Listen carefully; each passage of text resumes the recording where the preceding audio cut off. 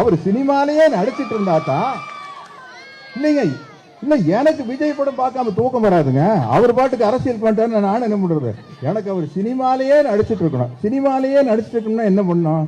அவர் நம்ம மறுபடியும் சினிமாக்கே அனுப்பிச்சு விட்டுறணும். அனுப்பிச்சு விட்டா தான் நடிச்சுட்டு இருப்பாரு. நம்மளுக்கு ஒரு என்டர்டெயின்மெண்ட் கிடைக்கும் இல்லைங்களா, நம்மளுக்கு ஒரு பொழுதுபோக்கு கிடைக்கும் இல்லைங்களா. அதனால தான் சொல்றேன். ஜெயலலிதா மேடத்துக்கிட்ட போய் கூட மேடம் நீங்க எப்படியாவது தலைவா கொடுத்து ரிலீஸ் பண்ணுங்க மேடம் அப்படின்னு சொல்லியிருந்தாங்க. குளத்தூர்ல தலைவர் ஜெயிச்சு, குளத்தூர்ல தலைவர் ஜெயிச்சது கொஞ்சம் கஷ்டமா இருக்கு. இல்ல ரொம்ப கிண்டலான நக்கல் பிடிச்சாள். என் சினிமால பார்த்துருப்பீங்க. எல்லாத்தையும் விளையாட்டா எடுத்துக்கணும், எப்படி எடுத்துக்க முடியல. ஓகே, பட்டு பெருமைனா அப்ப புத்தி வரும். படுங்க படுங்க, பட்டு பெருமை அப்பதான் புத்தி வரும். இப்படிப்பட்ட தலைவரை தோக்கடிச்சிருக்கிறோம். முதல்வருக்கே உதாரணமாக இருந்தவர் அண்ணா கலைஞர் வழியில் ஸ்டாலின் அவர்கள். வணக்கம் நண்பர்களே. தமிழக அரசியலில் தற்போது ஒரே பெயர்தான் அதிகமாக பேசப்படுகிறது. அது முதலமைச்சர் விஜய். சினிமாவில் உச்ச நட்சத்திரமாக இருந்த விஜய் இன்று தமிழகத்தின் முதலமைச்சராக மாறியிருக்கிறார். இந்த மாற்றம் சாதாரணமானது அல்ல.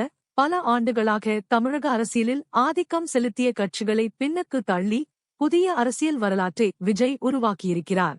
இந்த தேர்தலில் மிகப்பெரிய அதிர்ச்சியாக பார்க்கப்பட்டது கொளத்தூர் தொகுதி முடிவு. பல ஆண்டுகளாக திமுகவின் கோட்டையாக கருதப்பட்ட அந்த தொகுதியில் ஏற்பட்ட தோல்வி தமிழக அரசியலையே திரும்பி பார்க்க வைத்துள்ளது. இந்த முடிவுக்குப் பிறகு சமூக வலைதளங்களில் பல்வேறு விவாதங்கள் வெடித்துள்ளன. குறிப்பாக நடிகர் சத்யராஜ் பேசிய விஷயங்கள் மற்றும் அதனைத் தொடர்ந்து அவரது மகன் சிபி சத்யராஜ் முதலமைச்சர் விஜயை சந்தித்த புகைப்படங்கள் வைரலாகின. ஒரு பக்கம் சத்யராஜின் கருத்துக்கள் பேசப்பட்ட நிலையில் மறுபக்கம் சிபி சத்யராஜ் விஜயுடன் எடுத்துக்கொண்ட புகைப்படங்கள் இணையத்தை ஆக்கிரமித்தன. இதற்கிடையில் அண்ணாமலை மற்றும் நயினார் நாகேந்திரன் தொடர்பான அரசியல் விவாதங்களும் தொடர்ந்து பேசப்பட்டு வருகின்றன. தமிழக அரசியல் களம் நாளுக்கு நாள் சூடுபிடித்து வருகிறது. அதே நேரத்தில் முதலமைச்சர் விஜய் இன்று அரசின் முக்கிய திட்டங்கள் குறித்து ஆய்வுக் கூட்டங்களை நடத்தி வருகிறார். புதிய முதலீடுகள், வேலைவாய்ப்புகள், வளர்ச்சி திட்டங்கள் ஆகியவற்றில் கவனம் செலுத்தி வருவதாக தகவல்கள் வெளியாகியுள்ளன.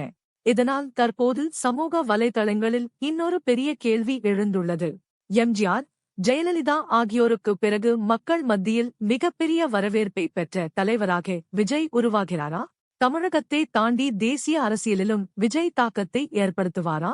ஒருநாள் இந்திய அரசியலிலும் முக்கிய சக்தியாக மாறுவாரா? இந்த கேள்விகளுக்கான பதிலை காலம்தான் சொல்ல வேண்டும். ஆனால் ஒரு விஷயம் மட்டும் உறுதி. இன்று தமிழக அரசியலில் அதிகம் பேசப்படும் பெயர் விஜய். அவரது ஒவ்வொரு முடிவும், ஒவ்வொரு பேச்சும், ஒவ்வொரு அரசியல் நகர்வும் தலைப்புச் செய்தியாக மாறி வருகிறது. நண்பர்களே, உங்கள் கருத்து என்ன? விஜயின் அரசியல் பயணம் எவ்வளவு தூரம் செல்லும்? தமிழக அரசியலில் அடுத்த மிகப்பெரிய அத்தியாயத்தை விஜய் எழுதுவாரா? உங்கள் கருத்துக்களை கமெண்டில் பதிவு செய்யுங்கள். இந்த வீடியோ பிடித்திருந்தால் லைக் செய்யுங்கள், ஷேர் செய்யுங்கள், சேனலை சப்ஸ்கிரைப் செய்ய மறக்காதீர்கள். நன்றி, வணக்கம்.